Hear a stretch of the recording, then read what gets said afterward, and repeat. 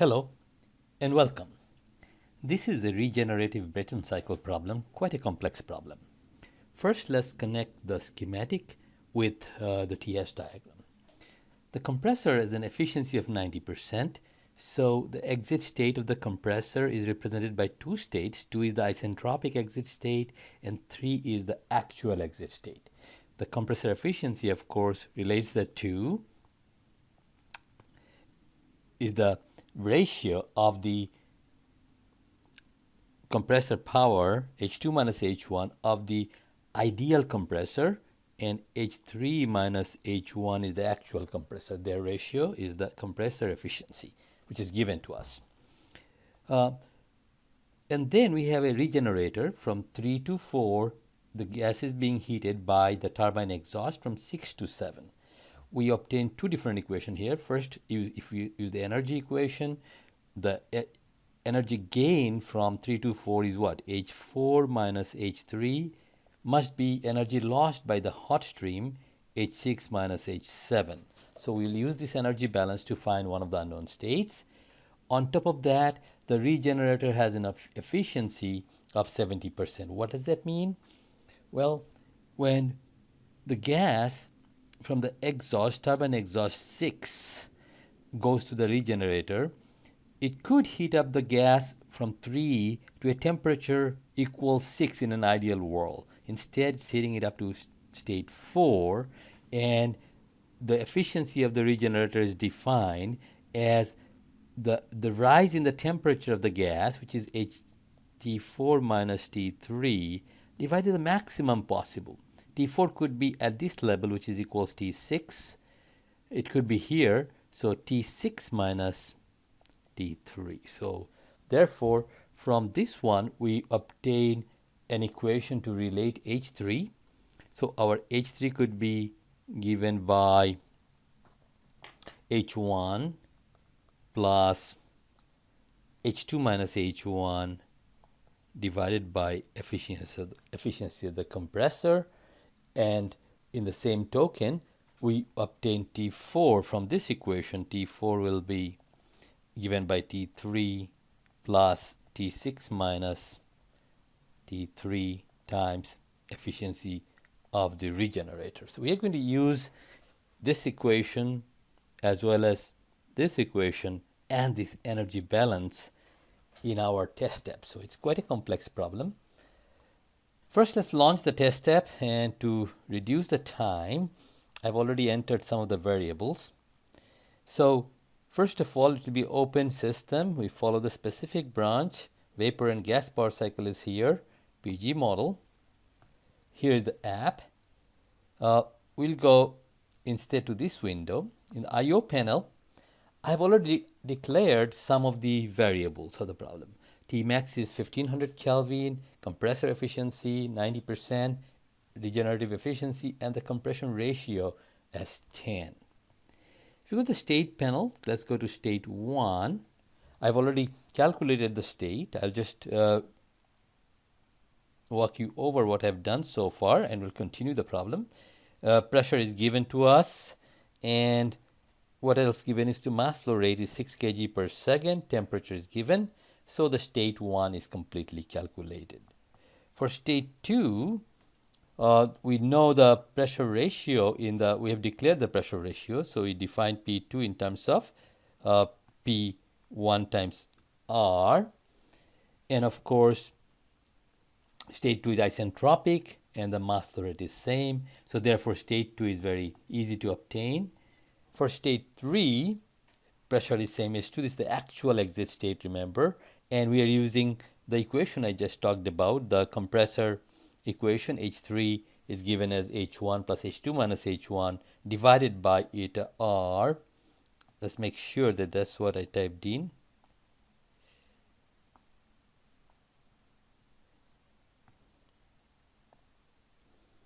And H3 must be H1 plus H3 minus H1 divided by eta C. So state 3 is calculated. State 4, as you recall, H4 is known. I'm sorry, P4 must be equals P2. It's the exit state after the regeneration. And T4, again, I'm typing in the equation that we developed. And as you can see, this equation, T3 plus T6 minus T3 star, efficiency of the regenerator. Did I put that in? Yeah, we have put that in. It could not be evaluated, obviously, because it couldn't be evaluated because, look, T6 is not yet known. So we'll come back and find the state once T6 is found. Okay, to find state 5, we have already done that also. P5 equals P2, and T5 equals T max, m dot 5 equals m dot 1. That determines state 5. And now we need to find state 6. We could start from scratch or click this button to spawn the state. So P6 is not equals P2, it is equals P1, right? That's the first change. What else we know about state 6? It's isentropic to state 5, so therefore temperature is not known, but S6 equals S5. And of course m dot 6 equals m dot 1, and that determines the state. Once T6 is determined, we could go back to state 5. Look, now if I do a calculate, the state will be calculated. So let's see if so far everything is good. 1, 2, 3, 4, 5, 6. This is exactly as we expected. Now state 7 will be somewhere here. So let's go and calculate state 7. And for that, state 7, we know pressure must be equals P1. Exhaust temperature is same as inlet temperature. And I could have spawned, I forgot to that, so I have to enter the mass flow rate, m dot 7 equals m dot 1. And remember, the energy equation produced an equation for us. H7 equals H6 plus H3 minus H4. That's in the PowerPoint that we wrote down. If that's correct, this is our state 6, and it should appear somewhere here, slightly above state 3. So all the states looks well calculated. Now let's go calculate all the devices. Our device 1 is compressor, operates between 1 and 3. That's the actual compressor. There is no heat transfer. Work transfer is now found. Let's say device 2 is our turbine.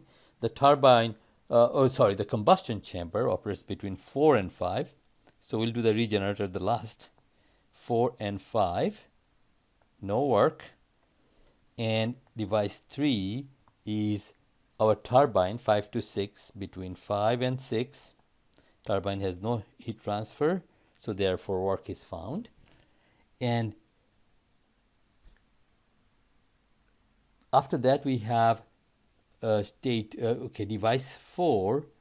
It is our device 4 is the regenerator, so it has, recall, it's not a single flow device, it's a multi-flow non-mixing device. The moment I pick that, notice that the device diagram has changed. So let's pick our compressor flow. It goes from state 3 to state 4. At the exit of the compressor, the state is 3. It's heated in the regenerator. The turbine exhaust was at 6, coming at 6, and it goes from here up there. So sorry, it goes from 6 to 7, 7 and 6, 6 to 7. So it goes from 6 to 7 the hot stream, and 3 to 4 the cold stream. That's the direction. So if we are correct, there is no work transfer, we know. Therefore, we have already found the states. Q dot should be calculated very close to 0. You can see it's 4 into 10 to the minus 13, very close to 0 compared to other heat transfer in the problem. So we must be on the right track. And finally, device 5. What device 5 does is completes the cycle, taking us from state 7 to state 1.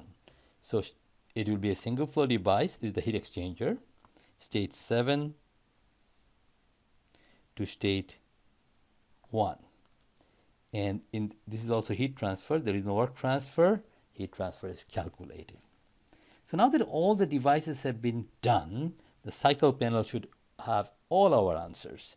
So as you can see, the thermal efficiency has been calculated 54%, the net power has been calculated, and w.net must be equals q.net. This is one of the check that we have. So everything looks fine. Notice that now we could do all sorts of parametric study. In this case, the question was, what if the regeneration efficiency was 90%? We expect thermal efficiency to increase. Right now it is 54.3%. So let's go and change the regenerative efficiency to 90%. Calculate to register the change and super calculate to update everything. Come back to the cycle panel. Voila. Efficiency has increased from 54% to 57%. What if somebody says the regenerator is removed? What will be the answer then? Well, we can do it with a simple trick. We can just go and say, the regenerative efficiency is 0%, which is same as not having a regenerator.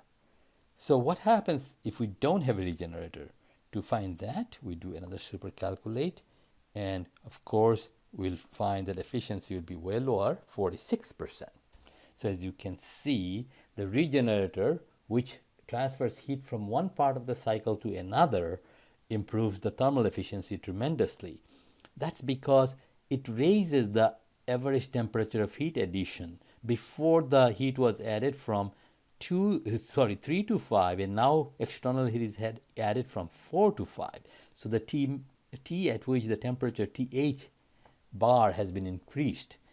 At the same time, the temperature at which heat is rejected has been reduced. So if you recall the Carnot efficiency formula, or 1 minus Tc bar over Th bar, where Tc bar and Th bar are the effective temperature of heat rejection and addition, you can see that Tc bar is being reduced while Th bar is being increased because of regeneration.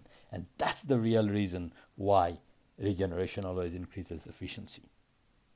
I'll stop here, and if you can, you'll find the code that I just generated.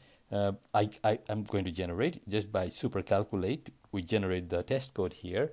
I'll post it on the test website, which you can use to perform parametric study for exploring different what if scenarios.